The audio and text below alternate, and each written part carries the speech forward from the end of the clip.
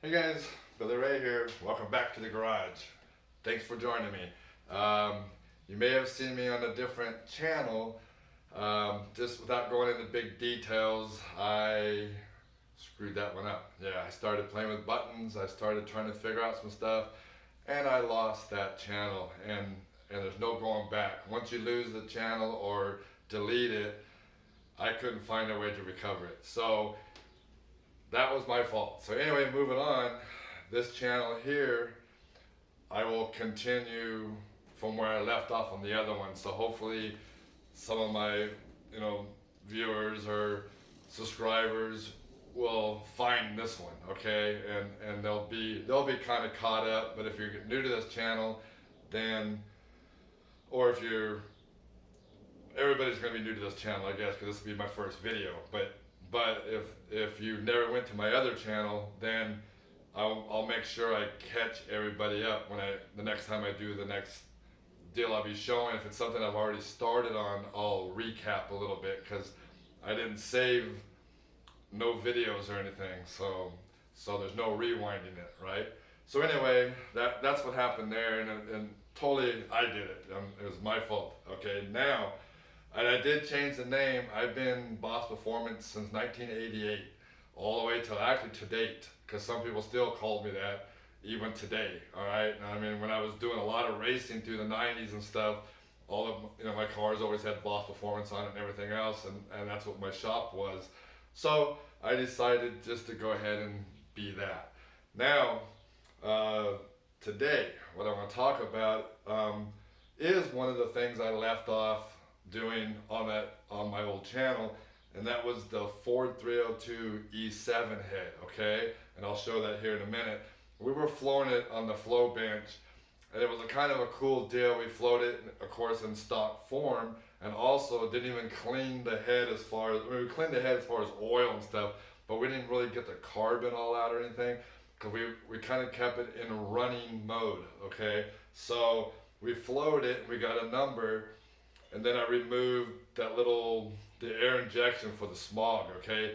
I removed that little bump, and I also did a little pocket work above the seat, and we gained 7 to 8 CFMs. And so I want to talk a little bit about that whole deal. And what was so cool about that was I actually did it during the video. So we flowed the head, I actually took it off the flow bench, and then did that little bit of work and put it right back on the flow bench, and we actually got to see what the difference was. But anyway, I want to kind of recap on that because there's another little issue that I figured out about, I don't know, 4 or 5 days ago when I was in the easy chair drinking a cup of coffee. So I want to kind of explain that, and then we'll continue back onto that. But now I want to talk about something else since we're on the flow bench scene. I have a head here that I was just kind of playing around with the little airdrop tool and everything, my little probe and stuff. And then also back in the day, all the way up till now, we would put stuff, basically a lot of different, depending on what you prefer, would shoot stuff into the port, okay? And one of the most popular is Dykem, okay? And I personally don't use Dykem, and I maybe did it way back twice, and I'll explain why I don't like using the Dykem. It's an air dry, okay, chemical. So basically, it's made for scribing and stuff. So it works really well when you are scribing something out, you're going to port it, or whatever your job is you're doing with this Dykem. Well, some guys will shoot it through the port, but to me it dries too fast. So who's to say, let's say you went through the intake or through a tube, not directly into the port itself, I always felt it would dry before it made all of its moves. That way when you looked at it, you'll know, hey, the air only moved here and here. So I've always used, believe it or not, I don't have it sitting here, powder, okay? And I'll explain a little bit about that. And that's what I want to kind of show too, because you might find this kind of interesting or kind of cool. because we can't see air moving unless you got something to some kind of color or something, right? I mean, we see graphs, we see computer nowadays. You know, things are all computerized, and we can use different graphs and colors and stuff. Say, okay, yeah, the air is moving here, it's blue or whatever. The red is where it's not touching, and it's all on. It's all somehow on the computer, but it's all, you know, basically, you know, punch in and stuff. So that's man-made. In other words, what I'm trying to say. So I basically like to use just powder, you know, like baby powder, and put it in front of the port, and it'll actually pull that powder in. And a lot of guys don't like to put stuff in their flow bench anyway. And the guys that have seen my other videos, they've seen me flow carburetors, you know, and they'll see the liquid go in. They'll see the boosters, you know, just flowing in, and I have no problem putting liquid or anything goes through here because of the way this bench is set up. I've been using it for 30 years. You can tell it's a home built. It's not a, but it flows up to 1200 CFM. Okay, I used to flow air filters and stuff back in the day for this one company because they wanted to know which air filter was the better brand. Okay, let's just say. So this thing, I flowed carburetors, exhaust, intakes, of course, cylinder heads, blocks, Briggs and Stratton, a lot of stuff with this flow bench, and I keep it calibrated. And so anyway, I just want to kind of show this, and then I'll tell you how else I do it instead of the Dicom to find where it goes. Okay, let me grab that powder real quick though. I have it up here with all the other tools and liquids and stuff. All right, let me move this up, and we're gonna do it in two different stages. We're gonna do it at 300-inch lift and at 600-inch lift, okay? And I'll try not to move the camera around too much if I can help it. Okay, let me see if I can blow that up a little bit. Okay, right there. All right. So what I'm gonna do is go, right now there's no lift on the valve. It's just sitting there at neutral, free height, or whatever you want to call it. There's nothing there. The needle's not moving. Okay, so I want to go ahead, where's my tool? Right here. And we're going to move it 300 thousandths. So just kind of watch the needle. Okay, there's 1, 2, 3. All right, so now let's get this port. Let's try to get you close as I can.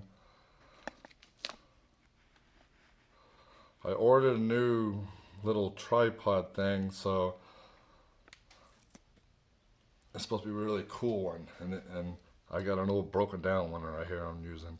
So there's the port that's going to be flowing, and I'm basically going to trickle powder, okay? And I'm going to be out a ways, you know, I'm going to be like 4 inches away or so, and this is 300-inch lift. Kind of give an idea, let's see how that comes out. You ready?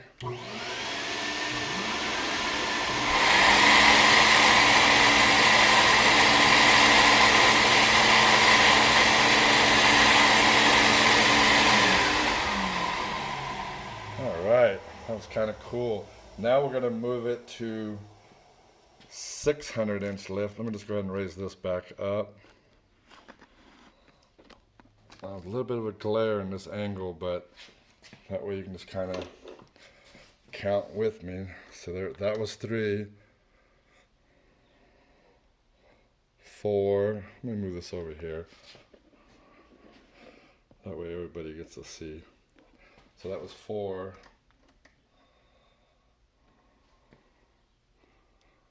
5 and 6. All right.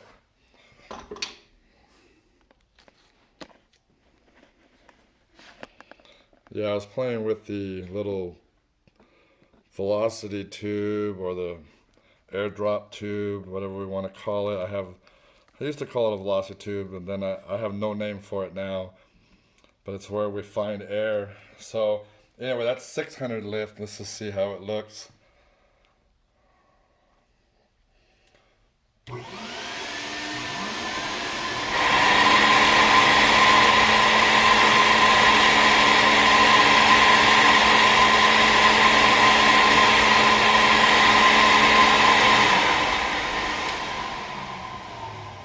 right. That was kind of cool. And something else I want to kind of show is, if you look in there, this is a stock port, of course, but look how clean it is as far as the powder didn't stick anywhere, okay? It just flew right in there, except there's a little bit, maybe it looks like right here in this that little spot there, that might be a couple of those spots. Of course, it's all over the bench.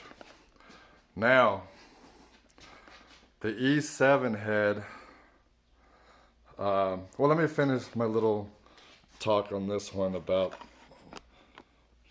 marking it. Let me see if that'll stay up there. Nope, I knew it wouldn't. Sorry about that.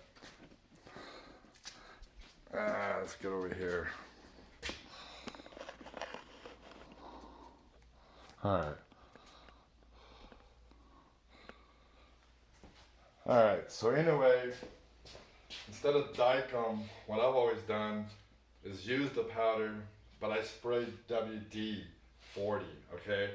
I would buy a can, or, well, we always had cans of WD-40, shake it up good, and I would spray it in there, spray it pretty good, turn the pump on low, spray in there, and get it kind of wet in there.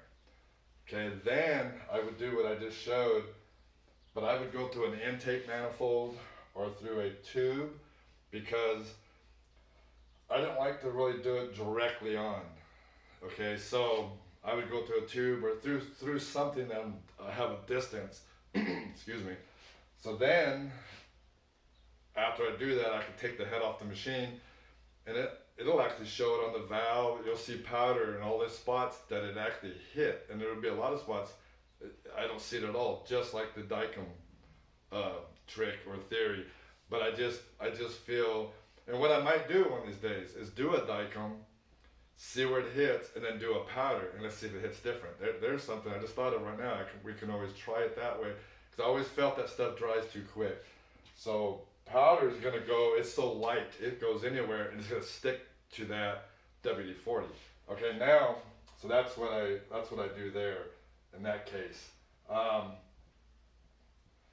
So that's that. All right, now going back to the E7.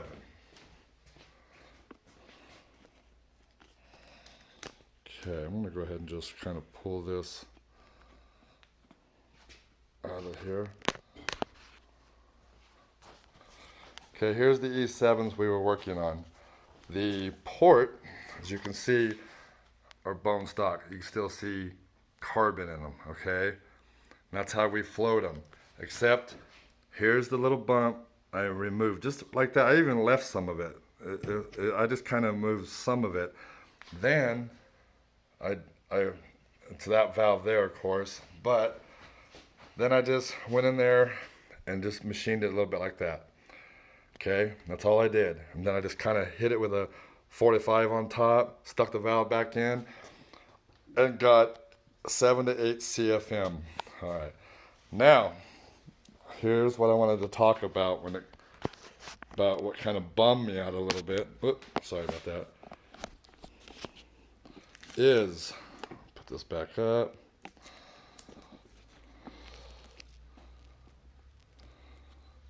Okay, I'm gonna wipe this off.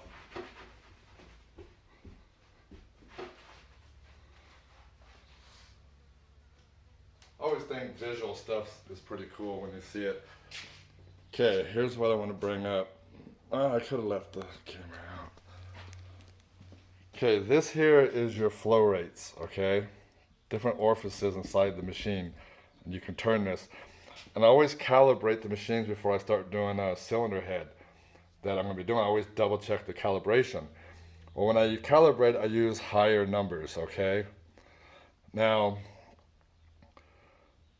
when I went to do the E7 head, we used number 2 right here because we're doing it at 300-inch lift on the exhaust, and the exhaust is tiny, so you don't need a big flow rate when you're doing the calculations.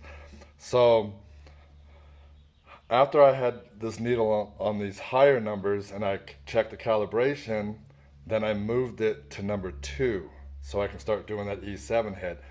Well, the head now, when we did it, flowed.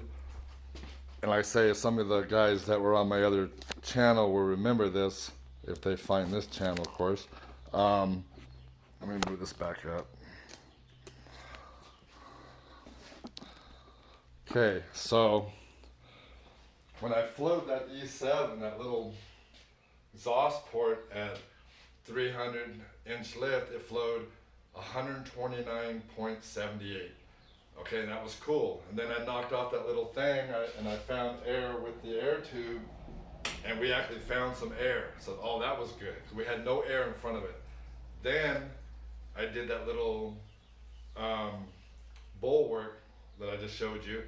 Did that and just kind of topped it with a quick 45 on top and put it right back on the machine. So basically I took it off, did the work, and put it right back on in the same video, and we made 7 to 8.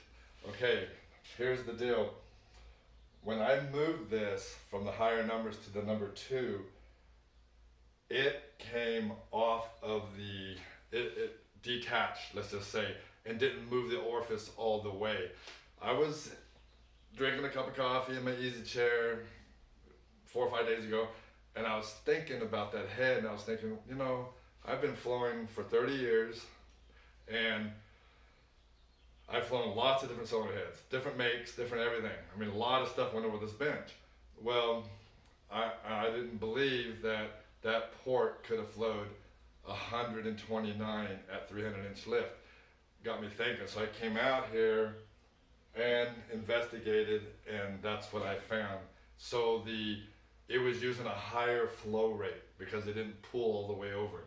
So it's a false number, and I haven't reflowed it to see how much, but I'm guessing it's got to be a good, 30 to 40 CFM, easy, more than what it should have been. I mean, I think it should have been more closer into the 90, maybe 90 CFM, maybe a little less, no more than 100, of course.